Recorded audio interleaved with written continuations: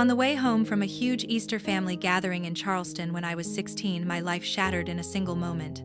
Somewhere along Interstate 26, my car was caught in a catastrophic accident. The doctors told me I needed emergency surgery within the next hour or I wouldn't survive. That same afternoon, my mother and my little sister were enjoying treatments at an upscale spa. When the hospital put her on speakerphone, her response was so cold that even the trauma team froze. "If she doesn't make it, just tell me later. We're in the middle of a session and I'm not signing anything right now. My name is Serenity Carver and today I am 21. But back then, after 18 days suspended between life and death, I finally opened my eyes. At the foot of my bed, the chart had been changed quietly, almost reverently. My mother's name had vanished from the legal guardian line. Someone else had taken her place. And that new guardian was the person who chose me at the exact moment my own mother walked away. If you've ever watched the people who were supposed to love you turn their backs the moment you needed them most, you're not alone. I've seen your comments, your stories. And if you want to know who stepped forward for me when everything fell apart, stay with me because this story only becomes more unbelievable from here. Let me take you back to where it all began. I grew up in a large white house on James Island just outside Charleston. My father died of leukemia when I was 6. One week he was steadying my bike in the driveway. The next week he was gone. After the funeral, only one person kept showing up every weekend without fail. My mother's father, Clarence Brooks, a man the entire county knew as the former police chief who never truly retired. Everyone in the county knew him as the former police chief who never truly stepped away from service. He had simply traded his badge for a fishing rod and a porch swing. He'd rumble up in his old Ford pickup, bring me warm shrimp and grits from his favorite spot on Shem Creek, and let me ride in the front seat while he spun stories about chasing bootleggers down winding country roads. To me, he wasn't Grandpa Clarence. He was just Grandpa, the only adult who never failed me. My mother, Harmony Carver, mourned my father for about a year. Then she met Colin Reed at a downtown charity gala. Colin owned nearly half of the new developments on Kiowa Island and drove a sleek black Range Rover that always smelled like fresh leather. 2 years later, they held a beachfront wedding, one I barely remember except for the sound of waves and distant applause. 9 months after that, Haven was born, blonde, loud, and instantly the center of everything. Overnight, the house transformed. A nursery appeared. A nanny was hired. New rules replaced old ones. My bedroom was pushed to the back corner above the garage, so Haven could have the larger room with the balcony. My soccer trophies vanished into cardboard boxes. My mother started introducing me, not by name but as my older daughter, as if I were a background character in someone else's perfect family portrait. By the time I turned 14, I had become almost invisible. Colin covered every bill, but he never acknowledged me unless I happened to be standing where he didn't want me. Haven received brand new outfits every season while I wore hand-me-down uniforms from a private school I didn't even attend. The only place where I still felt seen was Grandpa's little brick house in West Ashley, about 20 minutes across the Ravenel Bridge. He kept my old bike hanging in his garage, kept the freezer full of popsicles, and never once questioned why I spent every single weekend there. Easter weekend when I was 16 was supposed to feel different. Grandpa hosted his yearly cookout, 3 long tables under the live oaks, a low country boil steaming in giant pots, deviled eggs, sweet tea in mason jars. Cousins I hadn't hugged in years flew in from everywhere. Music played, kids dashed across the yard, and the air smelled like charcoal and sunshine. I wore the pale yellow sundress Grandpa had bought me the month before, saying it matched my eyes. For a little while, it felt like the past, like I still had a place in this family. Then I heard my mother's voice behind the dessert table. She was laughing, telling someone that she and Haven had booked a mother-daughter spa day for the next morning. Facials, massages, the full treatment. And after that, they'd be flying to the Bahamas for spring break. Just the 3 of them, her, Colin, and Haven. My name floated into the conversation, and I froze. I stood there, holding a plate of banana pudding, until it turned cold in my hands. I told Grandpa I had a headache and needed to leave early. He tried to talk me out of it, worry lining his eyes, but I just needed to get away. He finally pressed the keys into my palm, the keys to the 1998 Jeep Wrangler he'd helped me buy with my summer lifeguard money. "Drive careful, baby girl. Text me when you get home." I promised I would. By the time I merged onto Interstate 26 westbound, the sky was already dimming. A spring storm rolled in fast the way they always do in the Low Country, turning everything an eerie green. Rain hammered the windshield in thick sheets. The wipers battled furiously and still couldn't keep up. Traffic slowed to a crawl. I cranked up the radio to stay awake, some old country song Grandpa loved. Headlights smeared into long streaks of white and red across the wet glass. I never saw the tractor trailer until the moment it was already too late. The driver hydroplaned, jackknifed across 3 full lanes, and slammed into the driver's side of my Jeep at no less than 60 miles an hour. Metal shrieked, glass burst. The world spun once, twice before the roof buckled inward and the Jeep finally skidded to a halt upside down against the concrete median. I remember the seatbelt tearing into my shoulder, the metallic taste of blood, the eerie silence that followed the impact, and then nothing. Somewhere in the distance, sirens wailed their way toward me. The emergency room at MUSC was pure chaos. Doctors barked codes. Monitors blared. Someone shouted for more. Oh, negative. They rushed me straight into Trauma Bay 1. My clothes were cut away in seconds. Needles pierced both arms. A tube was pushed down my throat. A surgeon, his scrubs stained with blood, leaned over me and said in a voice that felt miles away, "Your pelvis is shattered. Your spleen is ruptured. You're bleeding inside your skull. We have less than an hour before things become irreversible. We need parental consent for the operating room right now." A nurse with gentle eyes grabbed my phone, scrolled to my mother's name and hit FaceTime. The call connected on the 3rd ring. Spa music drifted through the speaker, soft and detached, along with the hum of massage chairs. My mother's face appeared, sheet mask still on cucumber slices balanced over her eyes. Beside her, Haven lounged on the next table, earbuds and scrolling TikTok. "Mrs. Reed, this is Nurse Alvarez from MUSC Trauma," the nurse said, tilting the camera so Harmony could see my blood-covered face and the ventilator tube. "Your daughter has been in a severe accident. Her injuries are critical. We need verbal consent for immediate surgery, or she may not survive the next hour." Harmony casually lifted one cucumber slice and squinted at the screen. Haven removed an earbud, leaning closer with mild curiosity. A doctor stepped into view. "Ma'am, we're dealing with multiple fractures, internal bleeding, and possible brain swelling. We must operate immediately." Harmony exhaled, long annoyed, as if someone had asked her to move her car from a reserved parking spot. "If she doesn't make it, just call me when it's over," she said, tone flat. "We're in the middle of a treatment, and I'm not driving all the way downtown to sign anything." Haven let out a sharp little laugh. She covered her mouth theatrically, then raised her phone and snapped a screenshot of my broken face on the gurney. I watched her thumbs dance across the screen, sending the image to someone before the call even ended. Later I would learn the caption Haven sent to her group chat read, "Finally some peace." The nurse's hand trembled as she held the phone. A doctor behind her muttered, "Jesus Christ." Someone else whispered, "Make sure that's recorded." The nurse tried once more. "Ma'am, we legally need consent for a minor." But Harmony cut her off, voice cold and impatient. "Call my father, Clarence Brooks. He'll handle it. We paid for a full day here." And she ended the call.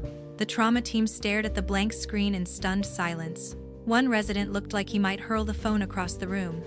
They immediately scrolled to the next emergency contact, Grandpa. His old Ford pickup was already rumbling down the road when the hospital reached him. Moments earlier, he'd been sitting on his porch, cleaning shrimp for the next day's supper. The instant he heard the words serenity and critical, he dropped everything and tore across the Ashley River Bridge, still in rubber boots and an apron streaked with fish blood. Rain hammered the windshield. Lightning flickered across the sky. The drive that normally took 25 minutes, he made it in 16. He burst through the ER doors, drenched to the skin, the badge from 3 decades ago still clipped to his belt out of habit. The charge nurse took one look at the retired chief and waved him straight back without a single question. He signed every consent form shoved toward him, hands shaking so violently the pen scratched the paper. They allowed him into the trauma bay just long enough to see me, tubes everywhere, face swollen almost beyond recognition. He leaned close to my ear and whispered the same words he used whenever I woke from nightmares as a little girl, "I've got you, baby girl. Grandpa's right here." Then they rushed me into surgery. He pulled a metal chair up to the glass wall outside the operating room and sat down, and he didn't move. He didn't move for the next 9 hours. Not when nurses brought him coffee. Not when the waiting room emptied out. Not even when the storm outside knocked out the power for 12 long minutes before the backup generators hummed to life. When they finally wheeled me to the ICU just before dawn, he walked beside the bed, still clutching the same cold hand that had gone limp hours earlier. The following 18 days became the longest stretch of Grandpa's life. The ICU smelled of antiseptic and fear. Machines hissed and beeped in a relentless rhythm that reminded everyone how thin the line between staying and slipping away truly was. Grandpa claimed the vinyl recliner beside my bed and refused to leave. The nurses tried to send him home that first night. He simply showed them the old badge tucked inside his wallet and said quietly but firmly, "I'm not going anywhere." After that, no one argued. He slept in short bursts of 30 minutes, head tipped back, mouth open, boots still on. Whenever he woke, he talked to me in a soft voice so the monitors wouldn't drown him out. He told me about the night I was born, how he held me first because my mother was too exhausted. He repeated the story of the summer I was 8, and we caught a 5-foot shark off Folly Beach Pier, how I screamed until he finally let me reel it in myself. He read aloud from his weathered copy of To Kill a Mockingbird, the one he kept tucked in the truck, doing every voice with full commitment. Some evenings he didn't speak at all. He just hummed the old hymn his own mother used to sing when he was small, the one that always lulled me to sleep on his couch. Doctors drifted in and out. One morning, the neurologist announced that the swelling in my brain had decreased. Another afternoon, the orthopedic surgeon warned that my pelvis might never heal straight. Grandpa listened, nodded, asked questions sharp enough to make residents sweat, and then went straight back to holding my hand as if nothing in the world could shake him from that vigil. By day 16, the numbers on my monitors finally started shifting in the right direction. My blood pressure steadied. The ventilator settings were lowered. A nurse even caught Grandpa smiling for the first time in 2 long weeks. That same afternoon, while he leaned close, whispering that the redfish were running and we'd go cast a line the minute I opened my eyes, a tall man in a navy suit appeared at the glass door. Mr. Donovan. He had worked cases with Grandpa 25 years earlier. They still played poker once a month. Grandpa glanced up, saw the thick folder in Donovan's hand, and gave a single, slow nod. No words necessary. Donovan turned left the hospital, climbed into his silver Lexus, and drove straight to James Island. He didn't need GPS, he knew that address by heart. Inside the foyer, Harmony and Haven were surrounded by piles of designer luggage. 2 matching pink suitcases sat by the door, tags already attached for a 7-night Royal Caribbean cruise departing Charleston Harbor the next morning. Colin was upstairs on a work call. Haven stood in front of her phone, filming herself twirling in a new sundress for Instagram. Harmony was double-checking the passports. The doorbell rang. Donovan introduced himself, handed over the heavy envelope, and waited as Harmony tore it open. Inside were 2 sets of documents. An emergency petition to strip parental rights for medical neglect of a minor. A civil suit filed by the hospital for extraordinary life-saving expenses plus pain and suffering, both named Harmony Reed. And because Haven was 14 and had actively participated in refusing consent, her name appeared as well. Harmony's face drained pale beneath the spray tan. Haven froze mid-spin, the recording still running. "You have 72 hours to respond," Donovan said quietly. "After that, the judge has already approved an emergency hearing." Harmony exploded, shouting about lawyers' mistakes and how dare anyone question her parenting. But Donovan was unmoved. His job wasn't to argue, it was simply to deliver the truth. Haven burst into loud theatrical sobs, insisting she hadn't meant anything by the texts. Donovan didn't react. He simply turned, walked back to his car, and drove away. Inside the house, Harmony slid down the wall, clutching the papers as black rivers of mascara streaked down her cheeks. Haven kept shrieking that her spring break was ruined. Colin came downstairs, glanced at the documents, and went ghost white. Back at the hospital, Grandpa never mentioned Donovan's visit. He stayed exactly where he had been, holding my hand, humming that same old hymn, waiting for the moment my eyes would finally open. 2 days later they did. Everything hurt. My mouth tasted like metal and plastic. The machine still beeped, but softer now, like a distant metronome. The first face I saw was Grandpa's unshaven, red, rimmed, and smiling so wide I thought his cheeks might split. "Hey baby girl," he whispered, voice trembling. "Welcome back." I tried to speak, but only a rough rasp escaped. He pressed the call button, then lifted the whiteboard from the foot of my bed so I could read it. Written in bold black letters, "Legal Guardian Clarence Brooks." I stared until the words blurred. Tears streamed sideways into my ears. He brushed them away with a thumb that still carried the faint scent of shrimp and salt air. Over the next few hours, between nurses checking vitals and doctors shining lights into my eyes, he told me everything. The FaceTime call, my mother's exact words, Haven's screenshot, the papers served while I lay unconscious. He didn't soften the truth. He never had. I cried again, harder this time. Not from physical pain, but from a sense of relief so profound it felt like drowning in reverse. 3 weeks later, they released me from the hospital. Not to James Island, but to Grandpa's little gray house on stilts in Folly Beach, 15 minutes south of the city. The moment he carried me through the door, the salt air filled my lungs. My new bedroom had once been his fishing tackle room. He had painted the walls a gentle pale blue and rehung the same wind chimes we made together when I was 9. From the window, the ocean stretched out, steady, endless, comforting. Physical therapy began the following Monday. I relearned how to sit up, then stand, then shuffle behind a walker while Grandpa stayed beside me, spotting me like I was 2 years old again. He cooked shrimp and grits every single night because it was soft enough for my wired jaw. We watched the sunset from the porch swing, his arm draped gently around my shoulders, neither of us needing to fill the silence. The quiet felt like healing. One afternoon, my phone buzzed on the kitchen counter. The screen lit up with my mother's name. I stared at it for 10 full rings. Grandpa stood in the doorway saying nothing, simply waiting to see what I would choose. I pressed decline, set the phone face down, and returned to the porch. That was the only time she ever tried. Across town, that same week, Colin filed for divorce. His company had just secured a massive contract with the Port Authority, and the last thing he wanted was news headlines linking him to child abandonment. He moved out of the James Island house before the ink even dried, taking only his clothes and his golf clubs. Haven unraveled on social media for about 3 days, then suddenly went silent when colleges began withdrawing scholarship offers. Grandpa never mentioned any of it unless I asked, and when I did, he always answered plainly, "They made their choice, Wren. Now we make ours." Some nights the pain jolted me awake, screaming. Grandpa would shuffle in wearing his old police academy sweatshirt, sit on the edge of the bed, and hold my hand until the medication finally dulled the ache. Other nights I woke to the sound of him praying in the living room, voice rough, asking God to give him enough years to see me whole again. By the time the stitches were removed and the casts replaced with braces, I could walk the length of the pier without stopping. Grandpa bought 2 rods and a bucket of shrimp. We sat at the far end where the water deepens to dark green lines, catching almost nothing and not minding at all. The sun burned the last traces of hospital air off my skin. One evening, I looked out at the horizon wind, whipping my hair across my face, and I realized I wasn't waiting anymore. Not for an apology, not for an explanation, not for a second chance I never wanted to give. The ocean kept moving forward. And so would I. A couple of months later, the preliminary hearing arrived. The courthouse on Broad Street smelled of old wood and floor wax, a scent that made everything feel more final. I walked into the courtroom on crutches, Grandpa steady on one side and Donovan on the other.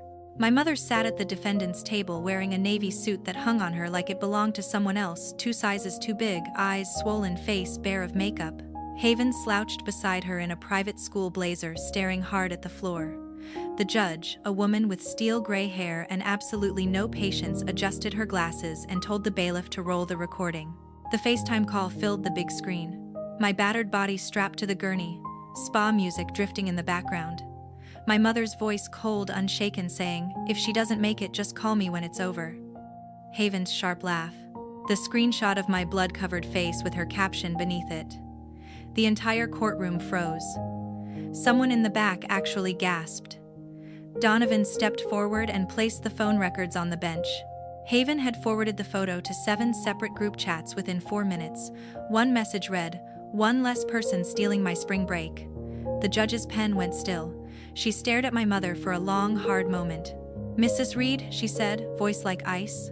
"In 23 years on this bench, I have never heard a parent speak about their child this way, while that child was fighting for her life." She pushed the file aside. "Temporary full custody is transferred to Clarence Brooks effective today. We will reconvene for the permanent hearing." She slammed the gavel so hard the sound cracked against the marble walls. 3 days later, Harmony was fired from her job at the South Carolina State Credit Union. Background checks are mandatory for anyone handling federal funds.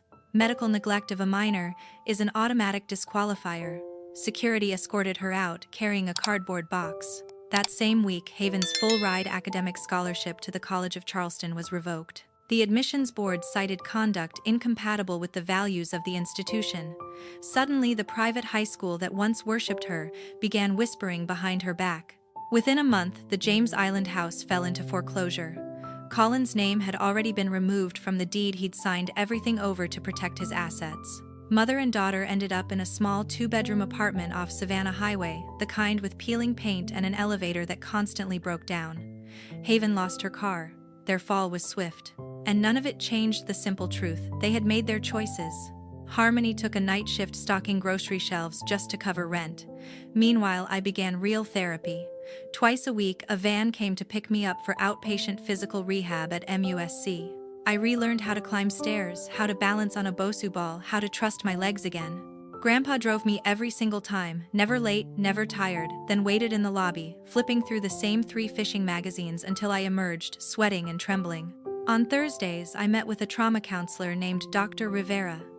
We sat in a small lavender-scented office and talked about nightmares, fury, and the exact moment I realized I never wanted to hear my mother's voice again. Grandpa waited out in the truck windows, rolled down country music playing low, never once complaining about the heat. Some afternoons, when the pain in my hips roared too loudly, I sat on the back deck, tossing breadcrumbs to the gulls. Grandpa would join me with 2 sweet teas, and together we watched the tide slide away. He didn't try to fix my anger. He simply let me feel it. By the end of summer, I traded my crutches for a cane, then the cane for nothing at all. I still walked with a slight limp, but the doctor said most of it would fade by my 18th birthday. One evening, I managed to walk all the way to the end of Folly Pier and back without stopping. Grandpa met me halfway, carrying a blanket and a flashlight even though the sun hadn't disappeared yet. We sat together on the sand, shoes off, letting the waves curl around our toes. I leaned my head against his shoulder. "Thank you for staying," I whispered. He kissed the top of my head. "Nowhere else I'd rather be, baby girl." 7 months after the crash, the final trial day arrived. I walked into the courtroom without crutches, without a cane, without a limp. The scar on my forehead was still pink, but my posture was steady. Grandpa sat right behind me in his Sunday suit, the same one he wore to my dad's funeral. Harmony looked smaller than I remembered, hair pulled tight, clutching a tissue she never lifted. Haven stared ahead, arms crossed so hard her knuckles whitened. Donovan called me to the stand first. I swore and sat down and met the judge's gaze. "Tell the court how it felt," he said, "knowing your mother refused to come while you were dying." I drew a breath. The entire room held still. "It felt like the last piece of me that still believed I mattered just died on that table," I said. My voice didn't tremble. I learned in one sentence that I was disposable, and the person who said it was the same woman who used to read me bedtime stories. I told them about waking up to Grandpa's name written on the Guardian line. About the single call from my mother I never returned. About every night I fell asleep listening to the ocean instead of wondering why I wasn't enough. Harmony's lawyer tried desperately to paint her as stressed, overwhelmed somehow, a victim of circumstance. He mentioned her job loss, the foreclosure, the divorce. I never looked at her, not once. When he finally finished, the judge asked if I had anything to add. "Yes, Your Honor," I said. "I don't want her money. I don't want her apologies. I just want this to end. I already have a family." The judge didn't deliberate long. She returned 20 minutes later with her decision. Permanent termination of parental rights for Harmony Reed, effective immediately. Civil judgment in favor of the plaintiff and the hospital, $480,000. The James Island home to be sold at auction to satisfy the lien.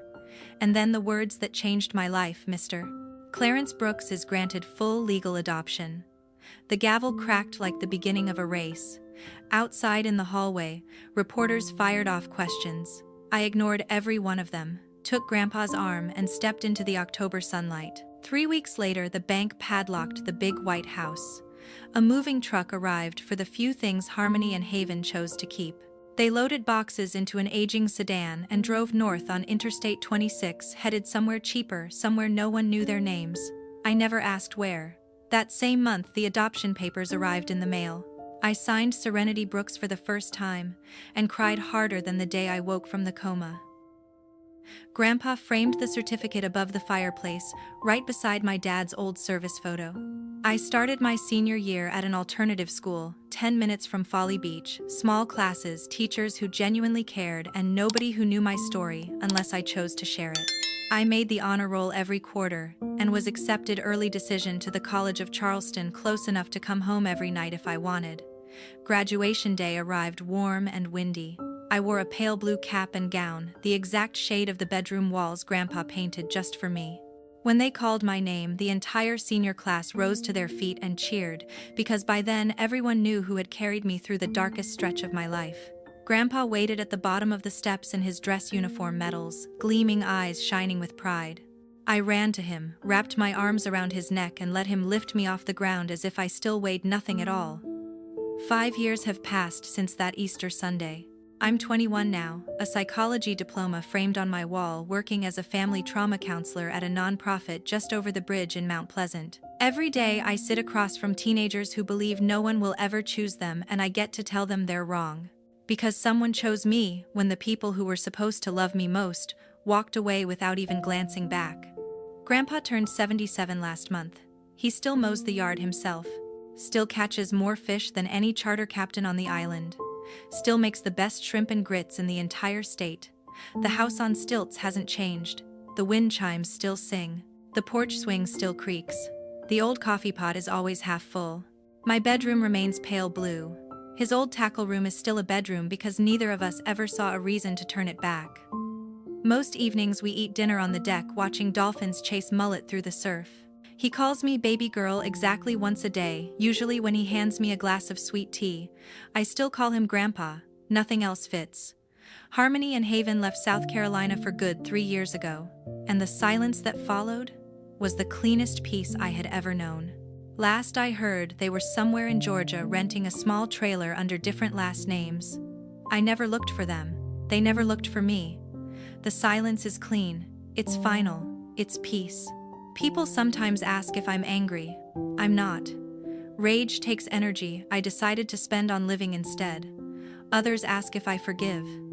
Forgiveness isn't mine to hand out. It's theirs to earn, and they never made an effort. I'm simply done.